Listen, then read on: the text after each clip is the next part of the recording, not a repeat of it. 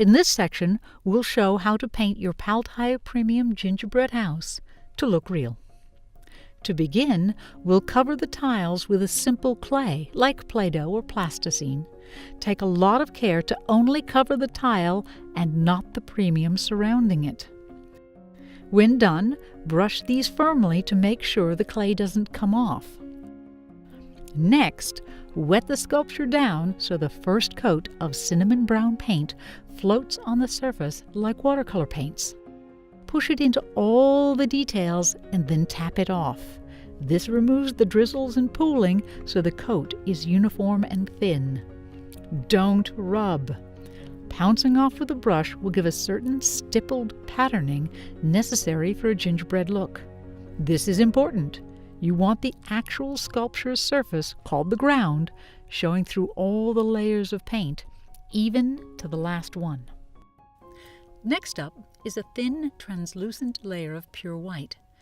Slowly and carefully paint in all the areas of frosting, keeping your edges clean and crisp. After this, we dry brush a layer of denser white onto just the highlights.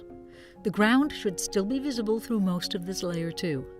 The purpose is to give the appearance of a dozen different tones of white, but not to have to paint each separately.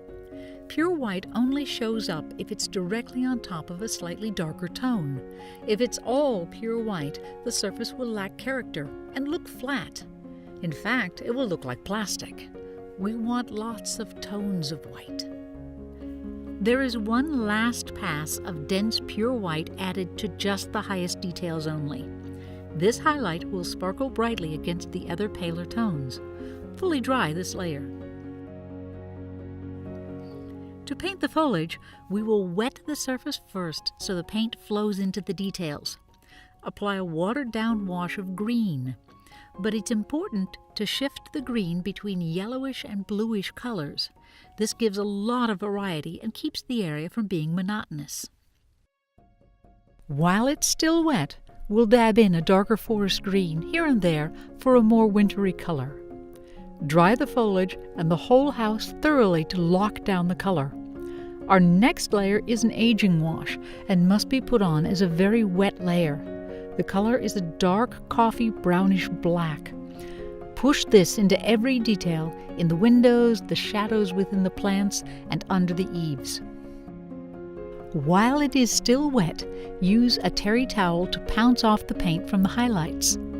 Don't rub, that will leave streaks. Keep pouncing till the cinnamon color begins to show through. The aging wash will only be allowed to remain in the deepest corners and close around the edges.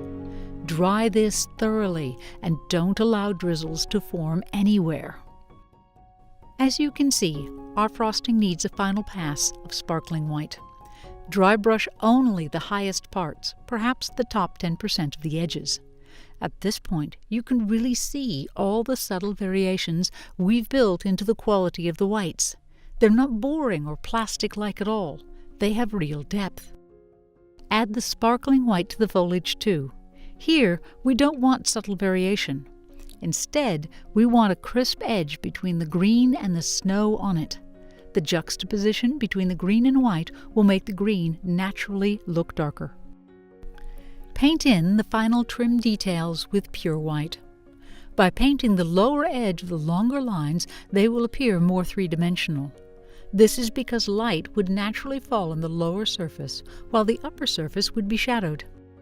When all the paint is completely dry, it is time to remove the clay and expose our gorgeous candy-colored tiles. This is when our gingerbread house comes alive. This sculpture is intended to go outside, but it is not necessary to seal it. You can, if you wish, to have a more glittery surface, but wait 30 days before applying this sealant. Lastly, admire your work and imagine it in your garden. Thank you for joining us for this painting video. If you enjoyed it, please subscribe and share with your friends. Join us for more Pal Tiya Premium sculpting in our other videos.